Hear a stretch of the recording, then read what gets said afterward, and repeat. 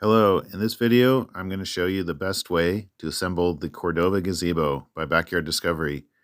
I've been assembling these for 5 years. I've probably done a couple hundred of them, and this is the way that gets it done the fastest. Shout out to Marty from Springfield, Missouri. He helped me with tips on how to do this. I learned a lot from him. Here you see us unloading the boxes and getting out all the lumber, laying it out so we can see the labels. It's also a good idea to get a table with some containers so that you can organize the hardware and not be scrounging around on the ground looking for stuff. Along with the table, 4 sawhorses are really going to be helpful so that you get your work up off the ground. The other tools that you need to do this project are listed in the beginning of the instruction manual.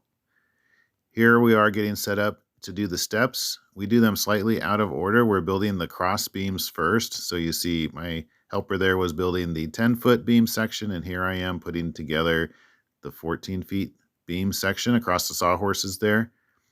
And you can see the guy in the blue shirt is already done, and he's getting ready to go to step 22 through 26, which is the small roof panels, the 10-foot side.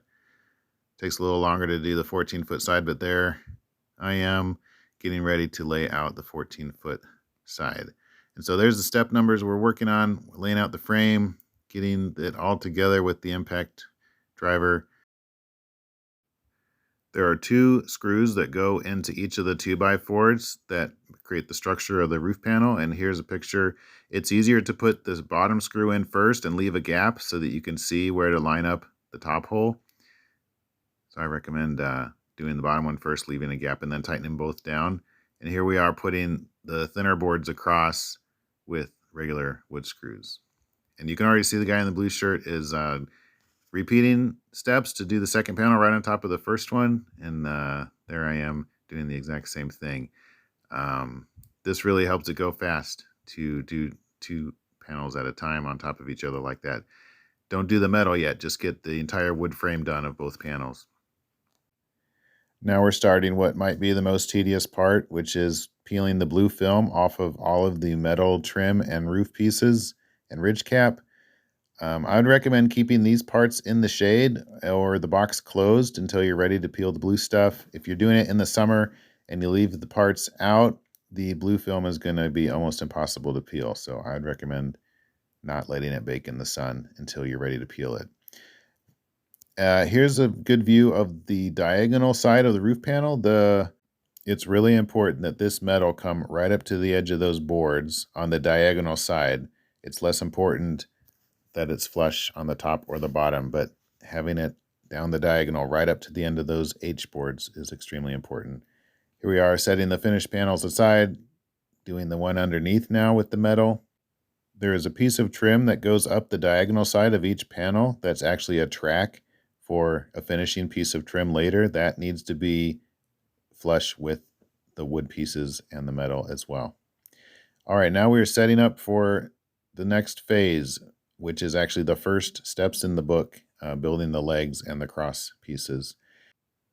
I like to have one person start the legs assembly while the other one builds the ridge cap. So you can see the step numbers there. And then we do the second set of legs right on top of the first one, facing the opposite direction. It's important to use a square during this step to make sure the crossbeam and the legs are perpendicular to one another. Here we are using a clamp and a spare piece of lumber to stand up the legs. And then you repeat the steps that you did to attach the short side.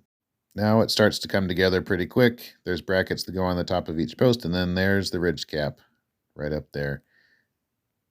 And then the panels come up and it starts to look like a gazebo. Here you can see we're reconfiguring our area so we have plenty of space. We're talking to the client to see where they actually want it on the patio. It's easier to move around now than when the roof is up, that's for sure.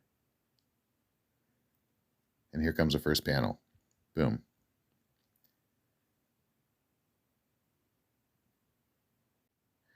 The instructions call for putting the little panels on first and then the big ones, but if you're in a tight area, you might need to put them on in a different order.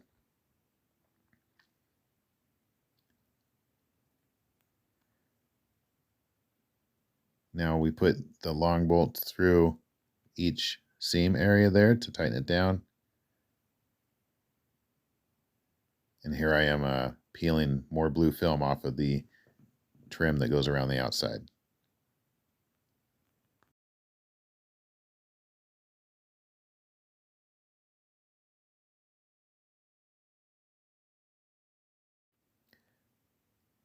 There's a piece of trim that goes up the seam in between each panel, and then this decorative trim goes around the edges. These screws are self-tapping, but I find it helpful to either drill a hole or use a center punch so that it doesn't slip and scrape the paint on the roof. The other person can be working on the inside, putting up the rafter clips. It's a good idea before you install the rafter clips to check all the legs and make sure they're perpendicular to the ground and everything is square. The legs each have 4 bottom plates. The concrete anchors will go through the holes in these brackets. The kit comes with some Tapcon type concrete anchors. You can also get some better anchors from the store if you want. The plates have a couple diameter of holes to choose from depending on which anchor you want to use. And that's pretty much it. We're cleaning up now. Putting the final thing on is the outlet box that comes with it. That can go on any leg. Get it together, man. Can assemble this gazebo in 3 or 4 hours. We also assemble swing sets and furniture and exercise equipment. If you live in the St. Louis area and want a hand putting prefabricated kits together, please check out my website. I'd love to help you out. And I hope this video helped you if you're assembling this yourself.